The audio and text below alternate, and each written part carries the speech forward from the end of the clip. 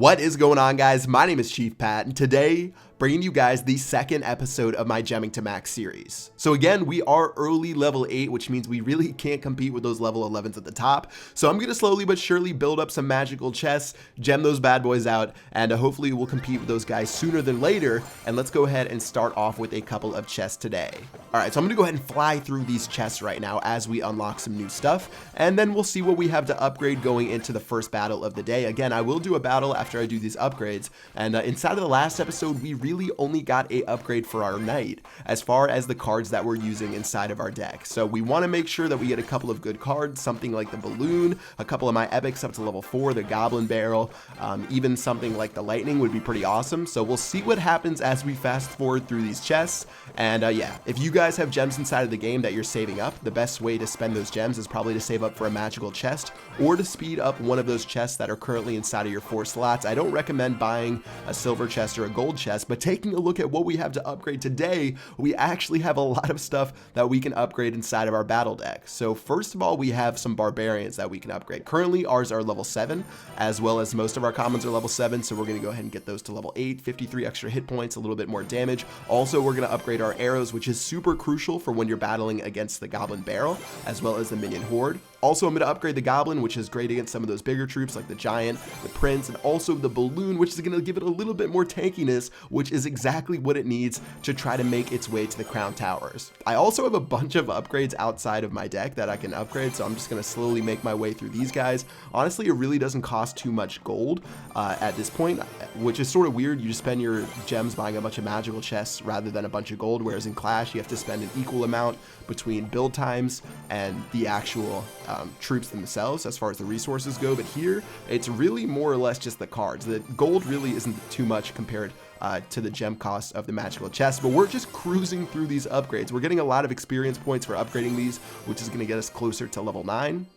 Of course, we are going to get that lightning upgrade that I talked about earlier, which is pretty awesome, and I'll show you guys in a couple of later battles. But look at all the things we have to upgrade. It's really easy early on, especially when you get a bunch of magical chests like this to do these type of upgrades. But of course, later on, it takes somewhere around 1,000 common cards just to upgrade to the next level. I forget exactly which level that is, but we're almost done with our upgrades today as we have the Tesla Zap, Wizard, Mirror, and Elixir Pump. Now, I'm out of gold right now, which means I can't upgrade it just yet. And we only have 92 gems just right now, so let's just go ahead and find a battle and test out some of the new levels we got inside of those chests today. Alright, so we're going to be fighting against Punk, who's actually inside of Molt's clan. You done? So let's see if we can take out one of Molt's guys right here, and he's also a level 8, so this should be a pretty even matchup. Alright, so Knight's making its way down the right-hand side. He has a Barbarian HUD, which is super annoying, and the deck that I'm using is actually really poor against it, so we're going to have to try our best to take out this HUD, because usually when you're facing someone with buildings, you want to have direct damage spells, because it helps out a lot for actually taking those guys out. Alright, so I ended up dropping some minions and hitting both those goblin, or those spear goblins, as well as the minions. Looks like my barbarians made their way to the tower, and he's halfway through his barbarian's hut's health, but I've already taken out the first tower for this game. So far, so good. He's going to hit me with the well played. I'll hit him back with the thanks, and at this point, it's time to set up shop on defense and to prepare for a push that he's going to be making towards my base. So the minions are really effective towards the barbarians. You can see this one is just slapping away at it.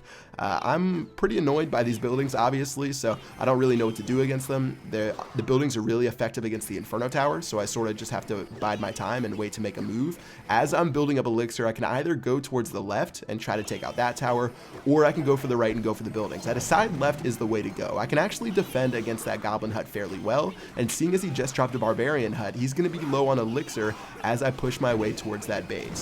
Alright, so Balloon's doing work right now. He ended up freezing my Balloon, and that's going to be 4 Elixir to try to protect that side of his base.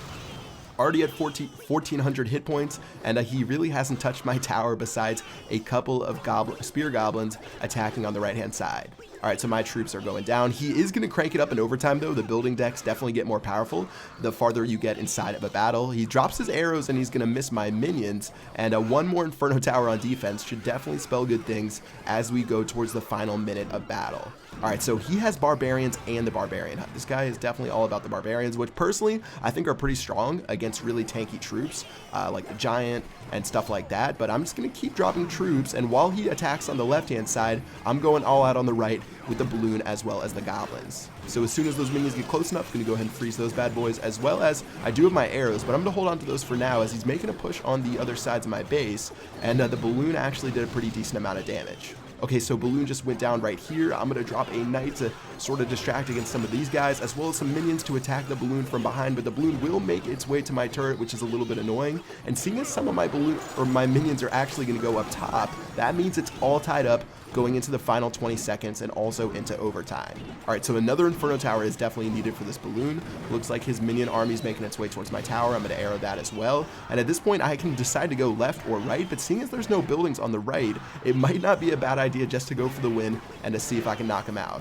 All right, so heading into OT. At this point, it's sudden death, so the next crown's going to win. He just dropped his barbarian hut, which means he's going to be a little bit low on elixir, and seeing as he just dropped some barbarians, it was actually a good time for me to attack, but my balloon's going to go all the way over to the other tower. That made no sense whatsoever, but somehow, some way, it's actually going to work out well and give me the victory. I'll take a victory however I can get it, and that's going to wrap it up for the raid right here. That was the weirdest pathing of the balloon I ever seen, but I guess it does make sense, seeing as the goblin hut dragged it over. Either way, it would have killed the king tower or the crown tower. I'm not too worried about it. That's going to be 18 trophies and a golden chest for beating Punk in this battle.